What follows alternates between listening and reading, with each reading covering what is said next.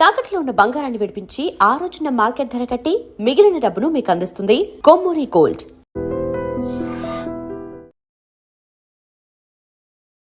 Sir నమస్తే అండి. నమస్తే సార్. సార్ గతంలో మనం మాట్లాడుకున్నప్పుడు బీజేపీ బెంగాల్ గెలిచిన తర్వాత చికెన్ నెక్ ధర చాలా స్ట్రిక్ట్గా ఉంటుంది, ఇటువంటి అటు పంపిస్తుంటారు. బీజేపీ ప్రభుత్వం ఏర్పడిన వెంటనే చాలామంది స్వచ్ఛందంగా వాళ్ళ దేశానికి వెళ్ళిపోయారని ఇవన్నీ మనం మాట్లాడుకున్నాం. కానీ తర్వాత కాలంలో చికెన్ నెక్ దగ్గర రెండు వర్గాలకు విడిపోవడం, మన బీఎస్ఎఫ్ మీద వాళ్ళ రాళ్ళ దాడి చేయడం, ఇవన్నీ పరిణామాలు చూస్తుంటే మరొకసారి వాళ్ళ అప్పర్ హ్యాండ్ అయి ఉంటుందా, లేదు టెంపరీగా అది నడుస్తుంటుందా, ఖచ్చితంగా వాళ్ళే వాళ్ళ దేశానికి వెళ్ళిపోతుంటారా? వాళ్ళకి వాళ్ళు వెళ్ళిపోయే రకం వీళ్ళు కాదు సార్. వాళ్ళకి వాళ్ళు వెళ్ళిపోతే ఎప్పుడో వెళ్ళిపోవాలి సార్. గత ఆల్మోస్ట్ 5 దశాబ్దాలుగా వీళ్ళు బెంగాల్లో ఇదే మా ఇల్లు అని చెప్పేసి కూర్చుండిపోయారు సార్.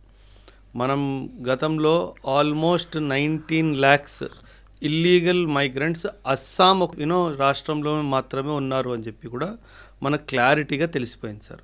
అస్సాము బెంగాల్తో కంపేర్ చేసుకుంటే చాలా తక్కువ మంది అస్సాంలో ఉన్నారు, చాలా ఎక్కువ మంది బంగ్లాదేశీలు వెస్ట్ బెంగాల్లో ఉన్నారు అని చెప్పి నా అనుమానం సార్. మనం ఎన్నో వీడియోలు చూసాం సార్.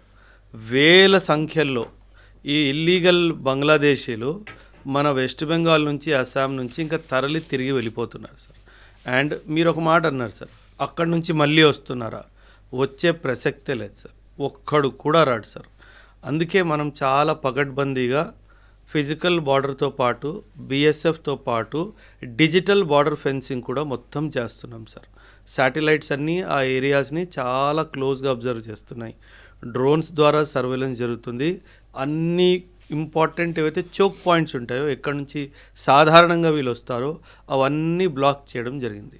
సో ఒక్కడు కూడా బంగ్లాదేశ్ నుంచి ఇప్పుడు మన దేశంలో అక్రమంగా రావడానికి అసలు సమస్య లేదు సార్. కానీ కొన్ని విజువల్స్ చూస్తుంటే వాళ్ళు రావడం, బీఎస్ఎఫ్ మీద రాళ్ళదాడి చేయడం, అంటే మరో వారికి క్రియేట్ చేసే సీన్ చూపిస్తున్నట్టున్నారు. లేదు సార్, బంగ్లాదేశ్ మనల్ని లేదు సార్, వారైతే కుదరదు సార్. ఎందుకంటే బంగ్లాదేశ్ ఆర్థిక పరిస్థితి అస్సలు బాగాలేదు సార్. అండ్ ఈ టైంలో బంగ్లాదేశ్ కంప్లీట్గా ఐసోలేషన్ మోడ్లో ఉంది. ఒకవైపు బహుశా చైనా రావచ్చు, ఒకవైపు నుంచి పాకిస్తాన్ మద్దతుకి రావచ్చు. కానీ వార్ అయిన సందర్భంలో అటు చైనా కానీ ఇటు పాకిస్తాన్ కానీ ఎవ్వరూ రారు బంగ్లాదేశ్ సపోర్ట్కి. ఈ విషయం బంగ్లాదేశ్కి చాలా ఖచ్చితంగా అర్థమవుతుంది సార్. అందుకే బుద్ధున్న ఎవడైనా సరే, అక్కడ నేతలు ఎవరైనా ఉన్నా సరే, వాళ్ళు మన దేశంతో యుద్ధం మాత్రం ఖచ్చితంగా యుద్ధం చేయకపోయినా బంగ్లాదేశ్లో ఇప్పటికీ ఉన్న మన భారతీయుల మీద కూడా అటాకులు చేసి వాళ్ళని కూడా ఇబ్బంది పెట్టే 2-3 సంఘటనలు జరిగాయి. చెట్టు కట్టి బర్న్ చేయడం, వాళ్ళ మీద ఈ విధంగా చేయడం అంటే వాళ్ళు భారతీయులు కాదు సార్, బంగ్లాదేశ్లో నివసిస్తున్న హిందువులు సార్. సో వాళ్ళు ఇండియన్స్ కాదు, Hindus, but who are staying in Bangladesh. But yes, మనందరికీ తెలుసు మన దేశము ఆఫ్ఘనిస్తాను, పాకిస్తాను అండ్ బంగ్లాదేశ్ నుంచి మైనారిటీ కమ్యూనిటీస్ మన దేశంలోకి వచ్చి సిటిజన్షిప్ తీసుకోవచ్చు అని చెప్పి ఒక చాలా కీలకమైన నిర్ణయం 2019లో మనం తీసుకున్నాం సార్. మీకు గుర్తుంటే కనుక సిటిజన్షిప్ అమెండ్మెంట్ యాక్ట్ తీసుకురావడం జరిగింది సార్.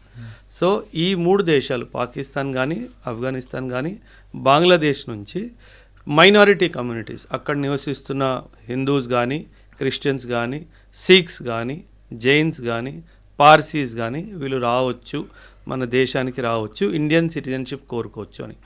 ఎందుకు ఇలా చేశారంటే సార్, చాలామంది దీన్ని కూడా విమర్శించారు సార్. హిందువులకి వీళ్ళు భూమి మీద ఎక్కడున్నా సరే మనం ఆశ్రయం ఇవ్వకపోతే ఎవరు ఇస్తారు సార్?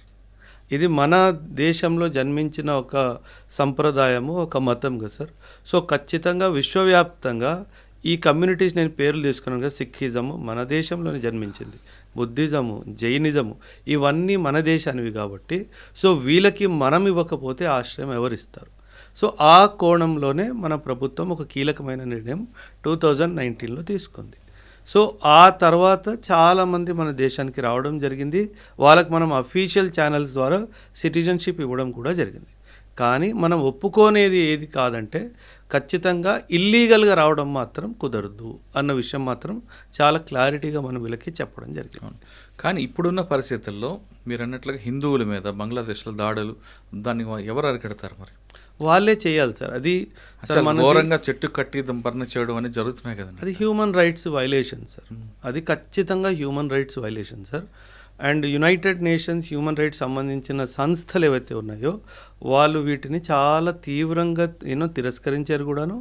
అండ్ రానున్న టైమ్స్లో సార్ ఎప్పుడైనా సరే ఈ హ్యూమన్ రైట్స్ సంబంధించిన సంస్థలు ఏం చేస్తాయంటే ఏ దేశమైనా వరల్డ్ బ్యాంక్ నుంచి కానీ IMF నుంచి కానీ డబ్బులు కోరుకున్నప్పుడు అప్పుడు ఇవన్నీ వాళ్ళు లెక్కెడతారు. మీ దేశంలో హ్యూమన్ రైట్స్ వైలేషన్స్ జరుగుతున్నాయి, మీరు ఏం చేయట్లేదు, మీరు హ్యూమన్ రైట్స్ విషయంలో ఏం చేస్తారో చెప్తే అప్పుడు డబ్బులు రిలీజ్ చేస్తామని చెప్పి కండిషన్స్ విధించడం కూడా జరుగుతుంది సార్. సో ఆ పరిస్థితిలో ఖచ్చితంగా వాళ్ళకి వాటి జరిమానా మాత్రం చెల్లించాల్సి వస్తుంది సార్. కానీ చికెన్ నెక్ దగ్గర మీరు అన్నట్లుగా టెక్నాలజీగా మనకి ఉంటాయి అక్కడ సెక్యూరిటీ ఏర్పాటు చేయడం కానీ 100% సార్. ఇన్ఫ్యాక్ట్ మన పాకిస్తాన్ బార్డర్లో ఏ విధంగా చేస్తాం అలా చేస్తుంటారా? అది ఇన్ఫ్యాక్ట్ మేబీ ఇంకా ఎక్కువ ఎత్తులో జరుగుతుంది సార్. నార్త్ ఈస్ట్లో మనకు గుర్తుంటే సిక్కిం 1975లో మనం ఇండియాలో సిక్కింని చేర్చుకున్నాము, ఇంటిగ్రేట్ చేసుకున్నాము. ఇన్ఫ్యాక్ట్ మీరు అక్కడ మ్యాప్ చూస్తే కనుక మీరు డోక్లాం వ్యాలీ అని చెప్పేసి చికెన్ నెక్కి సరిగ్గా పైనే ఉంటుంది సార్. ఆ డోక్లాం వ్యాలీ అనేది చాలా నేరో వ్యాలీ అనమాట. ఆ వ్యాలీని వెడల్పు చేయాలన్న ఉద్దేశంతోనే 1975లో ఇందిరాగాంధీ గారు మన దేశానికి ప్రధానమంత్రిగా ఉన్నప్పుడు సిక్కింని మనం ఇంటిగ్రేట్ చేసుకోవడం జరిగింది. చాలా కూటనీతి జరిగింది సార్. ఆ సిక్కింని ఇండియాలో ఇంటిగ్రేట్ చేసుకోవడానికి అతి ముఖ్యమైన కారణము మన చికెన్ స్నెక్ని కాపాడుకోవడమే సార్. ఒకవేళ నార్త్ నుంచి చైనా గనక అటాక్ చేస్తే మనం సిక్కిం నుంచి ఒకవైపు, భూటాన్ నుంచి ఇంకోవైపు మనం కౌంటర్ అటాక్ చేయడానికి వీలవుతుంది. సో ఈ విషయం చైనాకి అర్థమవుతుంది. అందుకే 1975లో మనకి సిక్కిం మన ఇండియాలో జాయిన్ అయినప్పటికీ 2003 వరకు చైనా సిక్కింని ఇంటీగ్రల్ పార్ట్ ఆఫ్ ఇండియాలో భావించలేదు. ఫైనలీ 2003లో ఇది జరిగింది. మీరు డోక్లా గురించి మాట్లాడారు కాబట్టి అవును సార్, చాలా మంది మిమ్మల్ని మీ ఇంటర్వ్యూలో అడుగుతున్నారు. పాకిస్తాన్ బార్డర్లో LOC ఆ ఏరియాలో వెపన్స్తో ఉంటాం, కానీ చైనా బార్డర్లో మనందరూ ఎందుకు వెపన్స్ ఉంటాం? LOCకి LACకి డిఫరెంట్ ఏంటి? లైన్ ఆఫ్ కంట్రోల్ అంటే సార్ ఎప్పుడైనా ఇది ఒక military held line sir.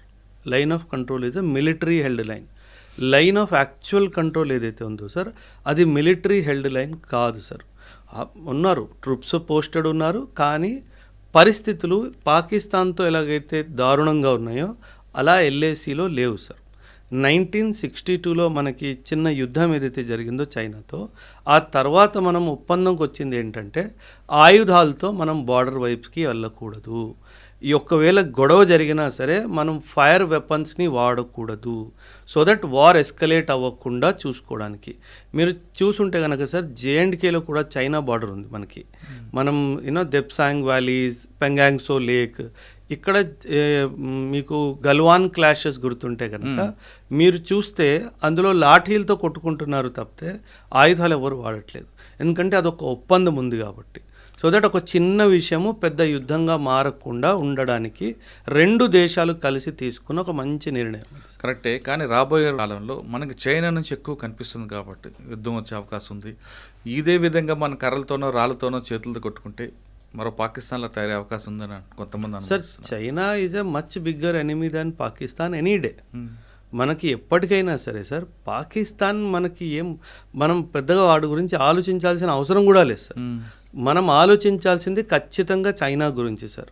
Sir ఎప్పుడైనా సరే మిలిటరీ శక్తి ఏంటో దీనికి 3 పిల్లర్స్ ఉంటాయి సార్. ఒక సోల్జర్ బార్డర్ దగ్గర నిల్చొని యుద్ధం ధైర్యంగా పోరాడుతున్నాడు అంటే దానికి 3 కారణాలు సార్. ఒకటి, ఆ సోల్జర్ చేతిలో మనం ఇచ్చిన ఆయుధము. రెండవది, సోల్జర్కి మనం ఇచ్చిన ధైర్యము, నీ దేశం నీతో పాటు ఉంది, నువ్వు ధైర్యంగా ఉండు, వీఆర్ సపోర్టింగ్ యూ అనేది. మూడవది పొలిటికల్ విల్ సార్.